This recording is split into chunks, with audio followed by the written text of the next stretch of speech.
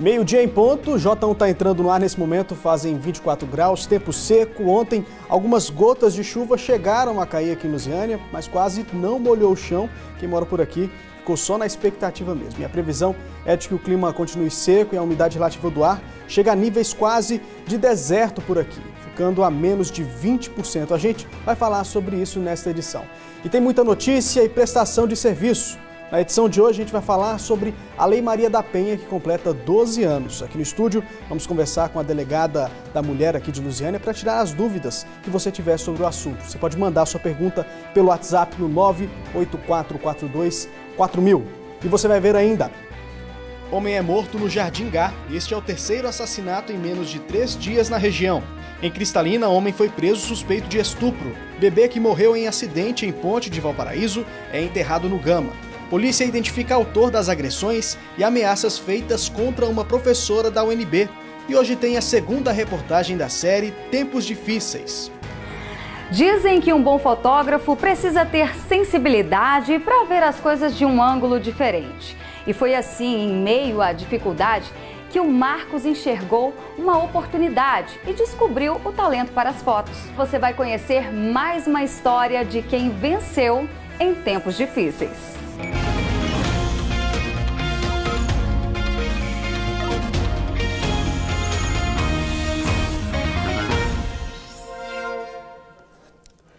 Ótima tarde para você. Um homem foi assassinado ontem à noite no Jardim Gá. Este é o terceiro assassinato em menos de 3 dias aqui na região. O crime foi no Parque Estrela d'Alva 10. De acordo com a polícia, a vítima se chamava Wesley Tosta e estava visitando uma amiga nesta casa. A mulher contou à polícia que na despedida do lado de fora, um homem se aproximou a pé e disparou contra a vítima. A suspeita é de que o crime tenha sido motivado por um acerto de contas. Este é o terceiro homicídio em 3 dias na região. No domingo, houve um latrocínio, roubo seguido de morte, no Jardim Planalto. No mesmo dia, um casal foi encontrado morto dentro de casa, no Parque Estrela d'Alva 8, com marcas de faca e tiro. A gente segue falando de violência. Um homem foi preso suspeito de praticar um estupro em Cristalina. Segundo a polícia, Gustavo Almeida de Jesus teria abusado sexualmente de uma mulher dentro da casa dela. De acordo com a PM, o suspeito entrou na casa da vítima com uma faca e começou a fazer as ameaças. Mesmo assustada, a mulher conseguiu fugir do local e pediu por ajuda. O homem foi preso pela polícia. Você vai ver imagens agora do momento dessa prisão. O suspeito estava na casa dele quando foi abordado pela PM. Na delegacia, ele confessou ter perseguido a mesma mulher outras vezes. Se condenado, Gustavo Almeida de Jesus pode pegar até de 6 a 10 anos de prisão. Outro assunto agora: passageiros que usam as linhas de ônibus do entorno ao DF reclamam dos assaltos. A insegurança já é a terceira maior causa de reclamações na NTT. Santo Antônio do Descoberto. Daqui sai todos os dias parte dos 110 mil passageiros que circulam de ônibus entre o entorno e o DF. Para muitos deles, a aflição começa no embarque. É bem perigoso aqui no entorno. Semana passada também teve um assalto aqui. Então tem constantemente. Na sexta-feira, mais um caso de assalto a ônibus, que terminou com a morte do assaltante. Foi nesse mesmo ônibus que um bandido foi morto na semana passada por um policial à paisana que estava dentro do ônibus. A gente vai pegar carona hoje para conversar com os passageiros.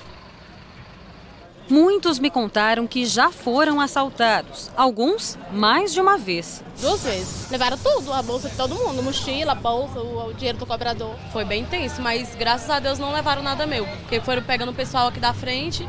Quando foi chegando lá atrás, eles já desceram aqui na segunda porta. O cobrador, que tem medo de ser identificado, conta como os bandidos costumam agir. Eles são tão ousados que às vezes eles sentam ou na rodoviária, junto com o passageiro, em qualquer parada, quando tem muita gente, muito passageiro. Eles só falam em matar. Manda a pessoa ficar calada, chama as pessoas vagabundas. É claro que desse jeito, muita gente passa a viagem com medo. A gente é um medo constante, porque a gente não sabe se a gente vai voltar para casa com vida. E a gente fica a mercê, né, dessas pessoas. Eu moro na Ceilândia, essa semana mesmo assaltaram. O cara desceu do carro com uma 12, uma espingarda 12 e assaltou. Assaltou 15 pessoas na parada. Aí você já sai de casa, já na parada você está inseguro. Aí chega no coletivo mais de segurança ainda. Você faz a viagem apreensivo, né? A polícia rodoviária diz que na maioria das vezes não é notificada sobre os assaltos e que assim fica difícil combater o problema. A única forma de coibir esse tipo de crime é fazendo abordagem a ônibus. E para que nós não possamos perder tempo fazendo abordagem aleatória, a denúncia é muito importante. Uma ferramenta que pode ajudar são as câmeras de segurança. Depois de ser questionada pela nossa reportagem, a Agência Nacional de Transportes Terrestres, que autoriza o funcionamento dessas linhas, prometeu adotar medidas para melhorar a segurança dos passageiros. Chamar todas as empresas que operam em torno, aqui na NTT, com urgência, para discutir medidas de ampliação da segurança, como, por exemplo, colocar uma câmera nos ônibus. Vamos trabalhar para implantar isso com urgência. E foi enterrado ontem no Gama, em Brasília, o corpo da bebê de 3 meses que morreu num acidente de carro no último domingo. A polícia já está investigando o caso. De acordo com as investigações, a mãe estava amamentando a menina no momento do acidente. Bombeiros e a polícia orientam quanto aos riscos de transportar crianças fora da cadeirinha. Lugar de criança no carro é no banco de trás, ou melhor, na cadeirinha de segurança. Prende daqui, prende dali, tem que garantir a segurança no trânsito. Qualquer dúvida em relação à especificação do material, das cadeirinhas, bebê conforto ou assento de elevação, basta procurar uma loja autorizada e o técnico vai suprir as dúvidas e indicar aquela que for melhor. Cuidados que podem evitar tragédias, como essa que aconteceu na manhã do último domingo em Valparaíso. Um carro com um casal e uma bebê de apenas 3 meses caiu na linha férrea que fica embaixo desse viaduto na BR-040. Segundo testemunhas, o motorista teria perdido o controle depois de uma discussão no trânsito. O casal teve ferimentos leves. A bebê foi socorrida, mas não resistiu aos ferimentos. De acordo com a polícia, a mãe estava amamentando a criança no momento do acidente. Amamentar o filho, sem cinto de segurança, sem as devidas obediências às regras de trânsito, podem também ter provocado ou ter contribuído, de certa forma, para o óbito da recém-nascida. A polícia já abriu um inquérito para apurar as causas do acidente e agora está em busca de imagens de câmeras de segurança da BR-040 que podem ajudar nas investigações.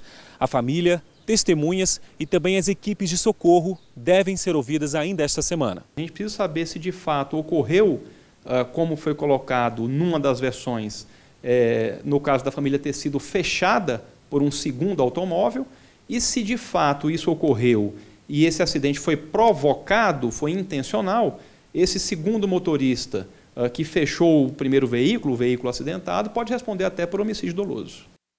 Como você viu na reportagem, a polícia segue investigando esse caso. E a Polícia Civil apreendeu um grupo suspeito de traficar drogas e armas para várias regiões do país. A quadrilha tem ligação com as favelas do Rio de Janeiro. Parte da organização criminosa atuava de dentro de presídios.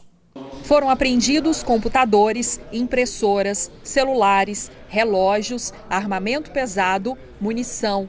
Aproximadamente R$200 mil em dinheiro e 8 carros de luxo, avaliados em R$700 mil. As investigações apontaram André Luiz de Oliveira, que cumpre pena no presídio de Santa Catarina por uso de documento falso, como líder da organização em Goiás.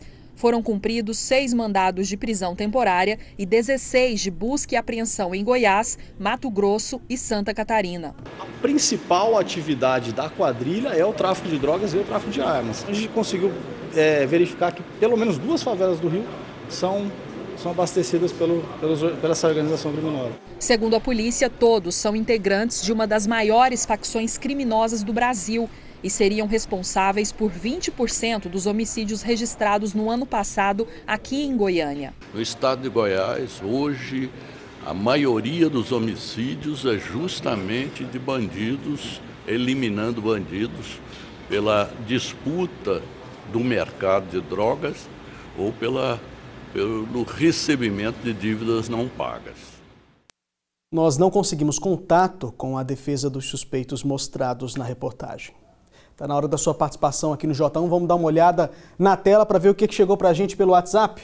Quem mandou mensagem foi o Arler Bernardo, do Parque Alvorada 3. Ele quer reclamar que lá no Parque Alvorada está tendo muita poeira, que é que passa aqui na TV. Manda o vídeo então, Arler, e manda para a gente a situação aí do seu bairro. Nós recebemos uma outra mensagem também É a mensagem da Antônia Rodrigues, de Cidade Ocidental. Ela disse que fez uma entrevista com a gente falando sobre transporte, gostou muito e está sempre ligada aqui no J1. A gente agradece demais a sua audiência. Você também pode participar, assim como a Antônia Rodrigues, lá de Cidade Ocidental. Participe com a gente pelo número 984424000. Intervalo comercial agora, e no próximo bloco a gente mostra que a Lei Maria da Penha está completando 12 anos. A gente vai tirar suas dúvidas aqui no estúdio do J1, conversando com a delegada da mulher aqui de Lusiânia, Dilamar de Castro. E a gente mostra que a polícia identificou o autor das agressões e ameaças feitas contra uma professora da UNB. 12h11, voltamos já. Registrado um aumento no número de casos de violência doméstica contra a mulher. Aqui no entorno, o número também é alto. Por 3 anos, a Sandra aguentou em silêncio a violência que sofria do marido. Eram agressões físicas e verbais. Por muito tempo eu não conseguia falar, que eu sempre chorava, entendeu? Foi muito difícil. E o que mais me encorajou foi porque o meu filho, quando tinha 6 anos, ele viu uma das agressões e ele falou assim... Ele entrou na frente do pai e falou: "O senhor nunca mais encosta a mão na minha mãe". E isso me fez criar coragem e dar um basta naquela situação. Mesmo dando o primeiro passo, o de denunciar, a Sandra encontrou dificuldade na hora de registrar a ocorrência. Ela foi 3 vezes à delegacia e só conseguiu uma medida protetiva quando procurou uma advogada. Fui para a delegacia, né? Na época não tinha DEAN ainda aqui em Valparaíso, e eu fui procurar ajuda numa delegacia comum, né? Não teve essa ajuda? Não, infelizmente na época não. Com a ajuda de outras pessoas, ela se afastou do agressor e recomeçou a vida. Hoje, além de ser assessora especial da mulher na Prefeitura de Valparaíso, ela também é colaboradora da Casa de Proteção Magnólia, uma ONG que apoia mulheres vítimas de violência doméstica. Essa iniciativa aconteceu devido à minha história também de violência e por assistir mulheres. Eu sempre estive no meio das mulheres, levando auxílio de uma certa forma e ouvindo depoimentos, assistindo muita coisa referente à violência doméstica, sexual, pedofilia também. Eu resolvi montar a Casa de Proteção Magnólia. A ONG oferece apoio psicológico e orientação jurídica. Hoje são quase 60 mulheres, número que vem aumentando junto com os casos de violência. Segundo a Secretaria de Segurança Pública de Goiás, foi registrado no primeiro semestre deste ano um aumento de pouco mais de 7% no número de casos de violência doméstica e familiar contra a mulher. Em alguns municípios aqui do entorno, esse aumento foi de mais de 100%. Valparaíso é o município que teve o maior aumento. De janeiro a julho de 2017 foram 73 casos. Este ano, 210, uma diferença de 187%. Em Cidade Ocidental, o número também subiu de 23 para 49, 113% de aumento. Em Cristalina, foram 93%. Novo Gama, Lusiânia e Águas Lindas registraram queda. A Marli acredita que as mulheres estão denunciando mais, porém a maioria ainda não confia na proteção da lei. A Lei Maria da Penha ela precisa de uma modificação, bastante profunda aí, para que a gente possa ter um respaldo maior. E para falar sobre a Lei Maria da Penha, aqui no estúdio eu converso agora com a delegada da mulher aqui de Lusiânia, Dilamar Castro. Delegada, muito obrigado por ter vindo. Boa tarde para a senhora. Boa tarde. A gente viu aí na reportagem que aumentaram os casos de violência contra a mulher. Primeiro vamos falar um pouco sobre a importância dessa lei, a Lei Maria da Penha, que está completando hoje 12 anos. É uma lei fundamental, né? Sim, é uma lei que hoje ela sustenta praticamente quase todos os casos que a gente atende na Delegacia da Mulher. E essa lei ela é importante porque ela deu maior visibilidade à violência contra a mulher. Eu entendo que é por isso que a gente tem um maior número de ocorrências, porque dá uma visibilidade aos casos de violência que antes não tinha, né? A gente assusta, inclusive, com notícias de todo o Brasil de violência contra as mulheres. Percebe que isso está aumentando não só aqui na região, no nosso estado, mas como em todo o país, né? Sim, as mulheres têm procurado a delegacia e os casos têm sido noticiados, né, de uma forma até de se colocar para outras vítimas a necessidade de ir até uma delegacia e denunciar. Então, a visibilidade de casos que já existem vem tornando a procura da delegacia bem maior a cada dia. Existe um perfil dessas mulheres que sofrem esse tipo de violência, doutora? Olha, qualquer mulher pode ser vítima de violência doméstica. Ela acontece em qualquer âmbito familiar, independente de grau de escolaridade, de cultura. Não existe mesmo assim para lhe dizer um perfil de uma mulher. Qualquer mulher mesmo pode ser vítima de violência doméstica. Hoje, comparando com o ano de 2006, por exemplo, o número de casos aumentou bastante. Isso mostra que a mulher está mais informada em relação aos seus direitos, né? Sim, claro. Hoje, por exemplo, em Lusiânia, nós já temos mais de 266 medidas protetivas deferidas já e que já foram feitas, encaminhadas ao judiciário para atender a necessidade de vítimas aqui. Em muitos casos, as mulheres têm medo de fazer essa denúncia, de procurar ajuda, de ir até a delegacia denunciar os maridos, os companheiros. É importante não ter medo. A senhora falou sobre essa medida. Como que ela funciona? Medida protetiva. Bom, a vítima, quando procura a delegacia e faz o registro da ocorrência, representando ou não, ela tem o direito, é colocado a ela um rol de medidas que ela pode solicitar, que a gente então encaminha ao judiciário para que essa vítima então tenha um maior respaldo durante o procedimento e ela possa ter uma vida normal, né, depois de registrar a ocorrência. Você que está assistindo a gente, tem alguma pergunta para fazer para a doutora, pode mandar pelo nosso WhatsApp, é o 8442-4000. Eu sigo perguntando aqui e sigo insistindo que muitas vezes a importância da denúncia nos casos.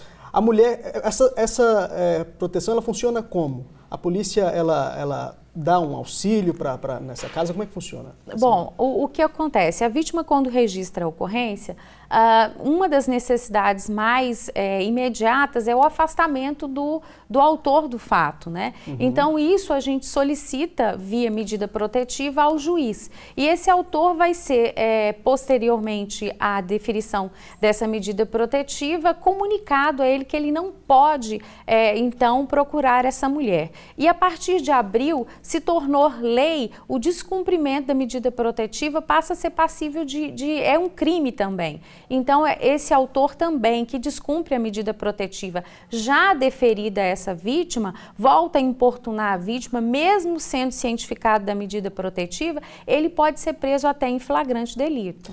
Delegada, para encerrar então, vamos passar o serviço para quem está assistindo. Se tiver alguma denúncia para fazer, o que essa pessoa deve fazer? Bom, a denúncia não precisa ser só da vítima. Quem tem conhecimento de violência doméstica pode denunciar. Existem casos que a gente vai precisar aí da representação dessa vítima, que ela consinta na investigação. Outros não, vai depender do caso em específico. Mas qualquer pessoa pode denunciar e a vítima deve procurar a delegacia, mesmo que ela não queira registrar, mas para esclarecer e saber dos direitos, né, que hoje ela tem com a Lei Maria da Penha. Tá ótimo. Delegada, eu agradeço demais a participação da senhora aqui no J1. Obrigada. Ótima tarde. E a polícia identificou o autor das agressões e ameaças feitas contra uma professora da UNB. Ele tem 42 anos e mora no Paraná.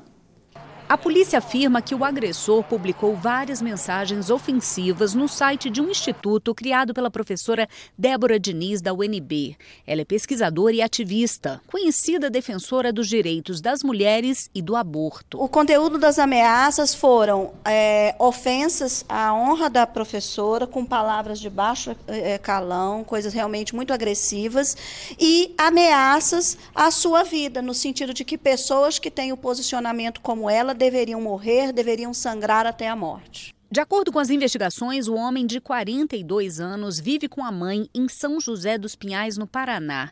O HD do computador dele foi apreendido e analisado por peritos que confirmaram que as mensagens ofensivas foram mesmo enviadas por ele. A delegada responsável pelo caso disse que durante depoimento à polícia lá no Paraná, o homem preferiu ficar calado, mas confirmou informalmente aos policiais que postou as mensagens porque não concorda com os posicionamentos ideológicos da professora. Ele deve responder pelos crimes de injúria e ameaça. A gente não pode admitir esse tipo de intolerância ou qualquer tipo de intolerância que seja, que as pessoas precisam entender que a gente tem que debater as nossas ideias, os nossos posicionamentos realmente no campo da argumentação e jamais atentando contra o direito do outro, o direito de tirar-lhe a paz, de ameaçar a sua integridade física. O homem não teve a idade revelada. Ele já teve passagens por lesão corporal e também por porte ilegal de armas. E nós recebemos uma sugestão de reportagem pelo nosso WhatsApp sobre a demora no atendimento em um posto de saúde no setor Anhanguera, em Valparaíso. Por lá, os moradores chegam a dormir na fila para conseguir uma senha de atendimento médico. A fila desse posto de saúde é longa e a espera ainda maior. A Francisca chegou aqui 5 horas da manhã e nem sabe se vai conseguir a senha de consulta. Faz muito tempo que está tentando marcar? Tem umas 3 vezes que eu vim, aí eu cheguei 6, aí não consegui. E o que a senhora está tentando marcar? É um exame? Consulta? É consulta mesmo. Para ter um atendimento médico nessa unidade de saúde em Valparaíso, os moradores sofrem bastante. É preciso madrugar e às vezes até dormir na fila. Essa é a segunda vez que a Lúcia está aqui. Na semana passada, ela foi uma das primeiras a chegar, mas só depois de mais de 3 horas descobriu que deu viagem perdida. A última vez que eu vim aqui não tinha atendimento, deixaram a gente aqui de 5 da manhã até esse horário para dar uma resposta para a gente sair daqui para ir trabalhar. As senhas só começam a ser distribuídas às 8 horas da manhã, só que elas são extremamente concorridas e limitadas, apenas 20 senhas uma vez por semana, na segunda-feira. Quem consegue pegar a senha hoje só vai ser atendido na quinta, o que causa revolta e indignação. O Deuclides que o diga, para tentar marcar o exame é a mesma coisa. Muitas vezes eles dão uma receita para a gente aqui, a gente vai pegar um remédio, não tem. Muitas das vezes eles passam um exame para a gente vai fazer também, não tem. Tem que esperar, ou quem não tem dinheiro, não tem condição de pagar, fica sem fazer. Na hora de distribuir as fichas, os funcionários organizam 2 filas. Mesmo assim, não é o suficiente para atender a todos.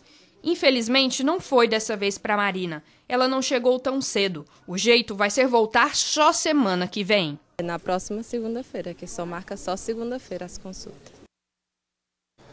A assessoria de imprensa de Valparaíso disse que para melhorar o atendimento dos usuários será contratado mais um médico clínico que irá atender o programa Saúde da Família, enquanto aguarda a publicação do edital do programa Mais Médicos do Ministério da Saúde, mas não foi divulgada uma data para esse reforço. Mais uma rodada de participações aqui no J1, momento em que sua mensagem enviada pelo nosso WhatsApp aparece aqui na TV. Vamos ver o que chegou para a gente?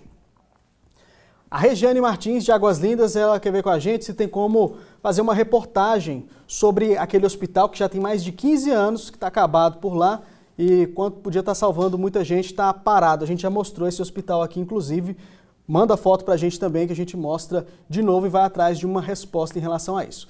Tem mais mensagem aqui para a gente pelo WhatsApp, a mensagem da Marta Borges de Lusiânia. Ela manda um abraço para todos aqui da TV Anhanguera, está sempre ligada nos telejornais, parabéns pelo trabalho, muito obrigado aí, você é muito gentil, Marta Borges aqui de Lusiânia. E tem também a mensagem do Newton, do Jardim Europa. O fato foi ocorrido ontem às 11 da manhã, câmeras flagraram um momento em que bandidos furtam minha casa, que fica na rua 3 do Jardim Europa. Eles levaram televisores e celulares. Não é a primeira vez que isso acontece na Vila Europa. Eu vi essa imagem agora há pouco. Vamos dar uma olhadinha no vídeo que ele mandou pra gente. Olha só, chama a atenção a audácia e a ousadia desses bandidos em plena luz do dia. Eles entram, invadem a casa que estava sozinha nessa hora, 11 horas da manhã, e lá de dentro eles saem carregando televisores. Ele falou que levou também celulares que estavam por lá.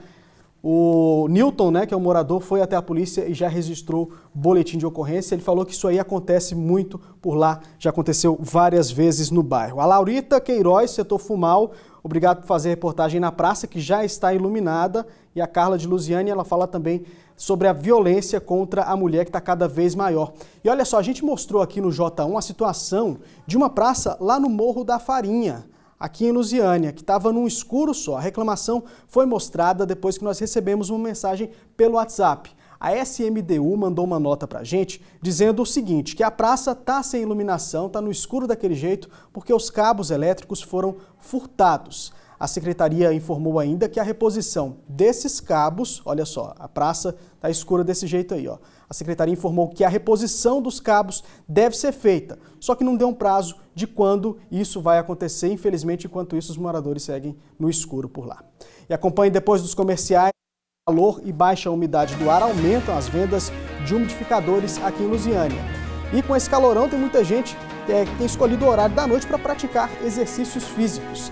E ainda hoje, na série Difíceis, a gente mostra a história de um fotógrafo que descobriu o talento para a profissão depois que ficou desempregado. 12h27, voltamos já. Quarta é dia de ter dor de barriga, dor de cabeça e dor naquele siso que nem é